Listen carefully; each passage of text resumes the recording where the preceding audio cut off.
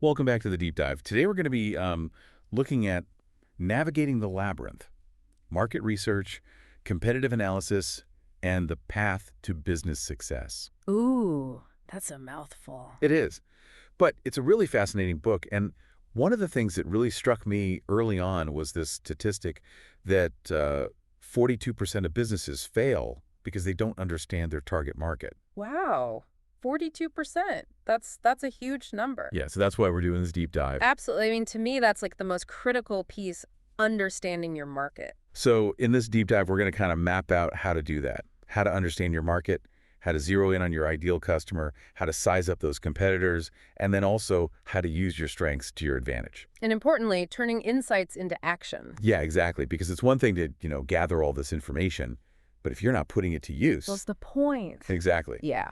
So let's jump right into the heart of it. All right. Market research. Yeah. It's more than just, collecting data. It's about building that roadmap to success. Exactly. I think of it like being a detective. Oh, interesting. Yeah. You're gathering clues about your customers, their needs, their desires, their frustrations. Even you're trying to figure out what makes them tick, like what motivates them to buy. So it's about, understanding that customer journey and figuring out what are those touch points that are going to really resonate with them. Yes. So let's talk about how we actually gather those clues, so to speak. Okay, so, I mean, there's a variety of methods. You could send out surveys, right? Imagine getting hundreds or even thousands of responses that reveal patterns and trends. That's quantitative data.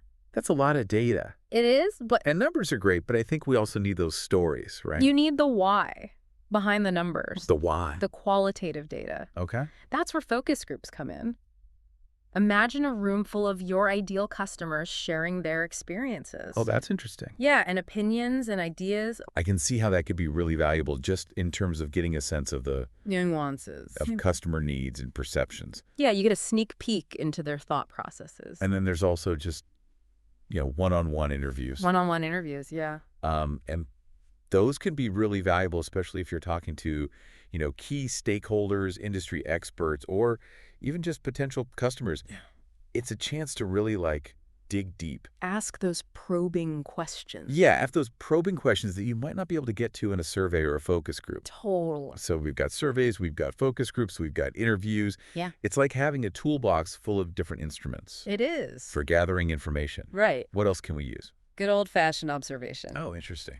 Have you ever noticed how some companies have people observing customers in their stores, taking notes on how they interact with the product? Like watching how people navigate a website or how long they linger in a certain aisle. Exactly. Uncovering hidden patterns, unmet needs that maybe the customer themselves aren't even aware of. That's fascinating. It's like we're almost getting into the subconscious A little bit. motivations of the consumer. And then there's secondary research, which Right. leverages existing knowledge. Okay, So the consilas of the work that's already been done. absolutely. Okay. Market trends, competitor analyses, valuable information that's already out there, just waiting to be tapped into. That's a good point. You don't have to reinvent the wheel. Don't reinvent the wheel. Yeah. Yeah. So it sounds like market research it's really this multifaceted approach. It's a combination of art and science. You're not just gathering data, you're interpreting it, you're looking for patterns. You're almost telling a story.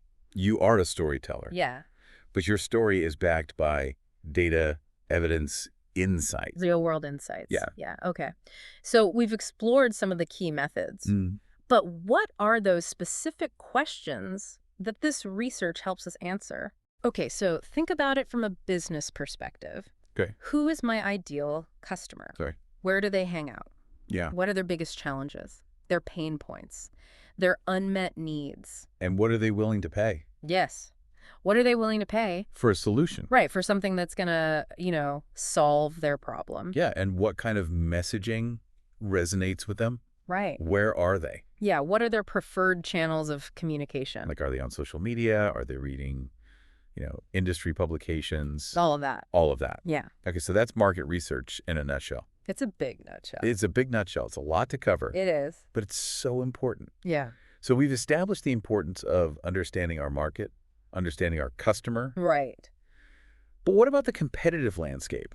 How do we size up our rivals in this maze? That's where competitive analysis comes in. Okay. It's like scouting out the other players in the game. We need to understand their strengths, their weaknesses, their strategies, the potential threats they pose. So it's really about understanding the playing field. The playing field. Yeah, and being able to anticipate your That's opponent's next move. exactly. So how do we go about gathering this intel? Well, one of the most effective tools is the SWOT analysis. Okay, SWOT analysis. I know you've probably heard of it before, but I have. it's a good one. Yeah. Refresh my memory.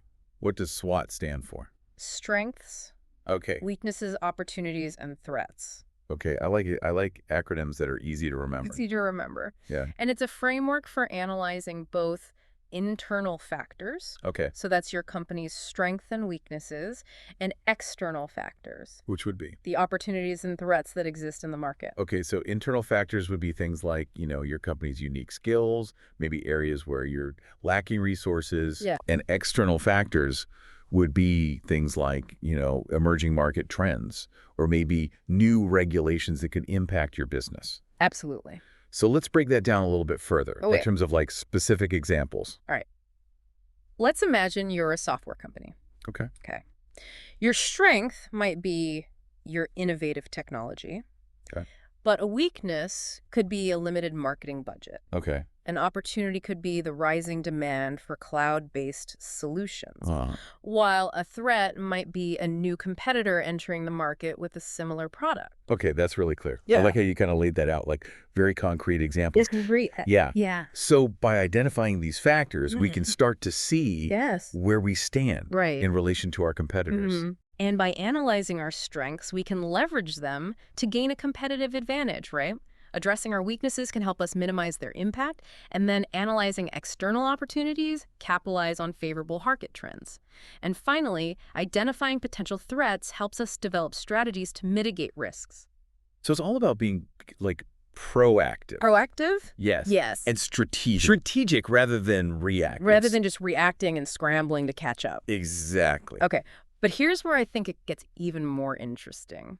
Oh, tell me more. A comparative SWOT analysis. Ooh, I like where this is going. Yeah, so tell me what that's all about. Okay, so it's taking the SWOT analysis a step further and comparing your company's SWOT profile to that of your key competitors. Okay. It's like holding a mirror up to your business. So we're not just looking at our strengths and weaknesses in isolation, we're seeing how they stack up against the strengths and weaknesses of our rivals. Exactly. Imagine you and your competitor both identify brand recognition as a key strength. But through your market research, you discover that their brand awareness is actually significantly higher than yours. Oh, okay. So that would be a vulnerability, even though it's a strength for both companies. Right. They're not on an equal playing field. Yeah. And that's just one example. Right. Right.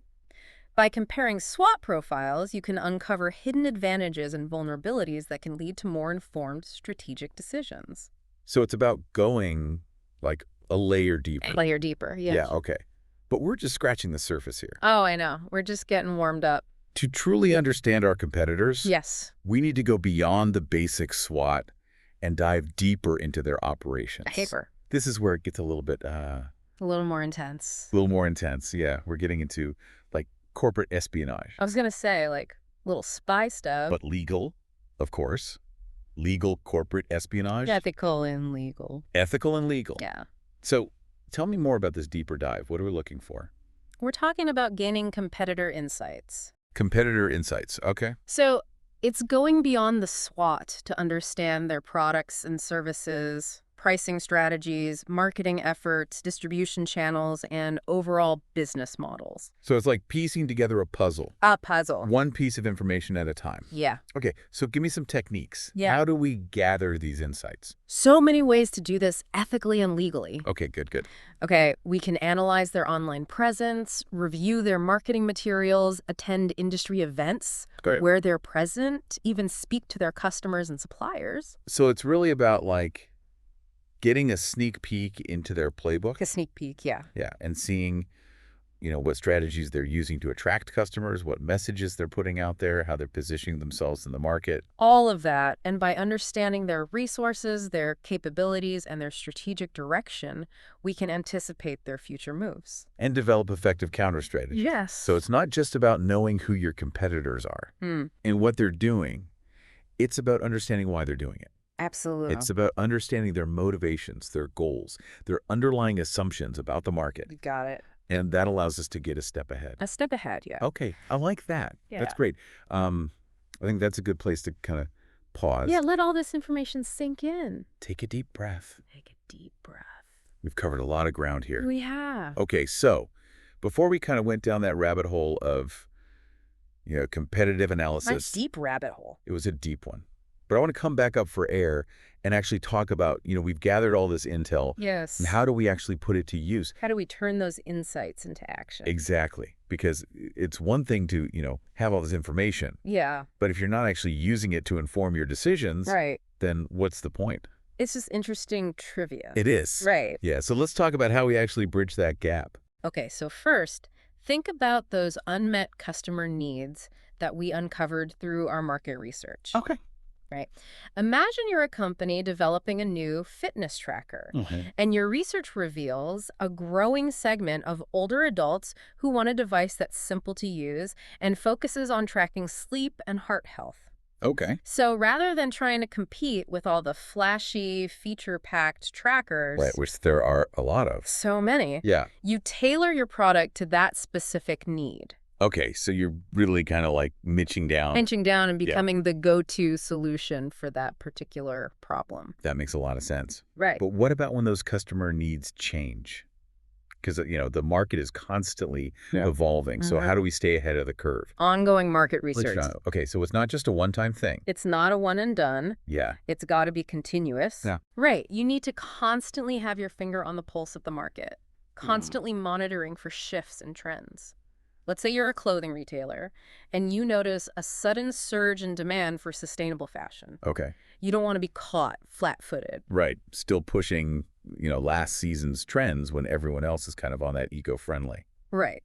So you need to be able to adapt, to pivot your strategy based on those new insights. Okay, so it's like a constant dance It is. between gathering information and taking action. I love that, a dance. Yeah. Always kind of adjusting your steps to the rhythm of the market. It's a beautiful way to put it. Yeah. And it's not just about reacting to changes. Right. It's also about anticipating them. Anticipating them, yes. And I think that goes back to those external factors we talked about in the SWOT analysis. Yes. Those can really provide some clues about, future trends. For instance, imagine you're a company that sells educational toys and you're noticing this trend of, parents incorporating more and more technology into their children's playtime. Which is happening. Yeah. It is happening. Yeah. So instead of clinging to, those traditional toys, you might start exploring, interactive apps or augmented reality experiences, or even toys that teach basic coding skills. Right, exactly. So by staying informed about emerging trends and anticipating changes in consumer behavior, you can kind of ride that wave of innovation rather than being swept away by it. Okay, I love that analogy. Yeah. So I'm starting to see how all of this fits together. It's all connected. It's all connected. Yeah. Market research, competitive analysis, it's not just about, gathering data. Yeah. It's about creating this, dynamic, responsive strategy Yes. that keeps you ahead of the game. You got to be nimble You got to be nimble. in the business world these days. Okay, so can you give us a few concrete examples Absolutely. of how this might play out in different business scenarios? Okay, so let's say you're a restaurant owner planning to open a new location.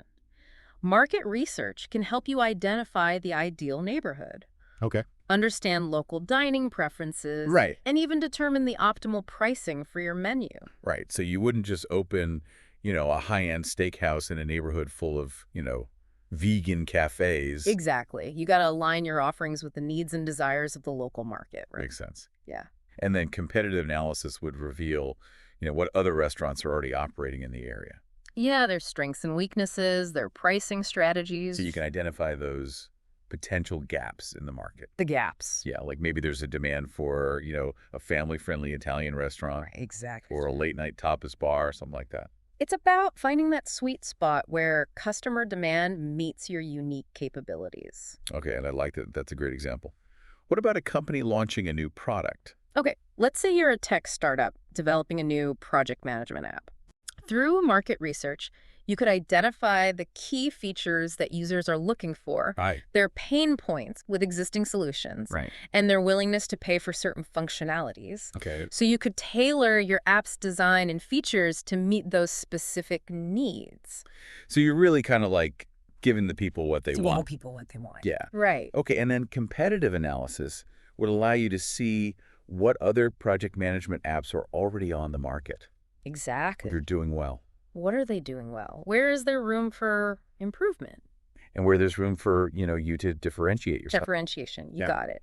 It's about using market research and competitive analysis to inform every step of that product development process, from ideation to launch. So this is really about being strategic, being informed, Informed. and being adaptable. For adaptable, nimble. Nimble. All those good things. All those good things. And this isn't just for, big companies. No, this is for everyone. This is for everyone, yeah. Yeah. So whether you're, launching a new product, expanding into a new market, or simply just trying to refine your existing strategy, Yeah. market research and competitive analysis are essential tools. They're your compass and map Ooh, I like through that. this crazy world of business. Okay, so we've talked a lot about gathering information, analyzing the competition. Yes. There's one aspect we haven't touched on yet, Which is, the psychology of competition. oh, now we're getting into the nitty-gritty. This is where it gets really fascinating to me. It's about going beyond the data and delving into the minds of your rivals, Yes. understanding their motivations, their strategies, their potential vulnerabilities. It's like behavioral economics. It is. It's almost like game theory. A little bit of game theory, yeah. So it's really about understanding how your competitors think, how they make decisions, and what drives their actions. Exactly. I think this is so valuable, but I also have to admit, it's a little intimidating. It can be a little daunting. Yeah, it's like we're entering a whole new level of the game. We are, but Yeah. it's a rewarding one. Okay. By understanding your competitors on a deeper level, you can anticipate their moves, identify their weaknesses, and develop those counter strategies. Okay, I'm ready to dive in, but I think maybe this is a good place to kind of Pause. pause, take a breath. Take a breath. We've covered a lot of ground. Yeah, we'll be right back to explore this fascinating world of understanding your competition on a psychological level. I can't wait. Okay, so we're back and ready to really get into the minds of our competitors. It's a fascinating realm. It is, and I love this idea of, really understanding the psychology behind their strategies. Yeah, it can be a real game changer. Mm. Imagine two coffee shops Right. on the same street. One focuses on quick service and low prices, Oh. appealing to commuters on their way to work. Oh, The other cultivates a cozy atmosphere and offers specialty drinks, targeting a more leisurely crowd, Ooh. just from observing them. right. We can infer a lot about their target audience and their overall business goal. Oh, absolutely. That's a great example.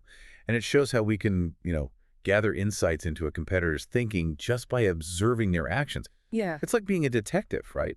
Piecing together clues to kind of build a profile. it is. And that's where competitor profiling comes in. Competitor profiling. It's creating a detailed character study Oh, wow. for each of your main rivals. So we're talking about going beyond just their products and services. Absolutely. We're looking at their company history, their leadership team, their mission statement, their core values. We want to understand their DNA.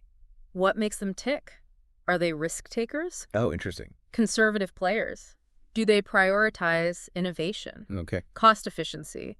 What are their long-term goals? And how do we gather all this information? Are we hiring a private investigator? No private investigators needed. There's a wealth of information available publicly. We can analyze their website, marketing materials, read industry reports, news articles, Okay. study their financial statements, even follow their social media activity. So it's really like putting together this puzzle. Right?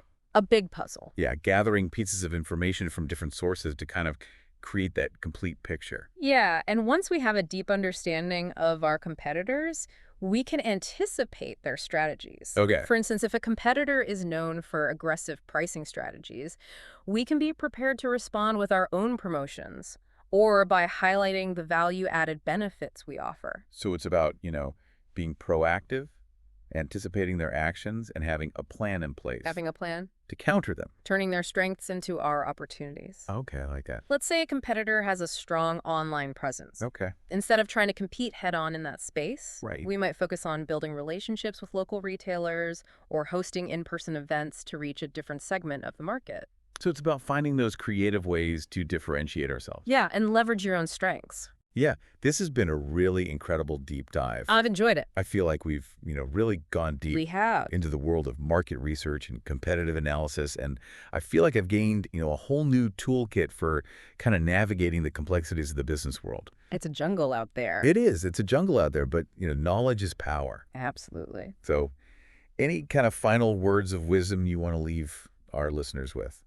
I would say invest the time and resources to understand your market, your customers, and your competition. Okay. Don't just gather data, analyze it, interpret it, and turn those insights into actionable strategies. Love it. Yeah.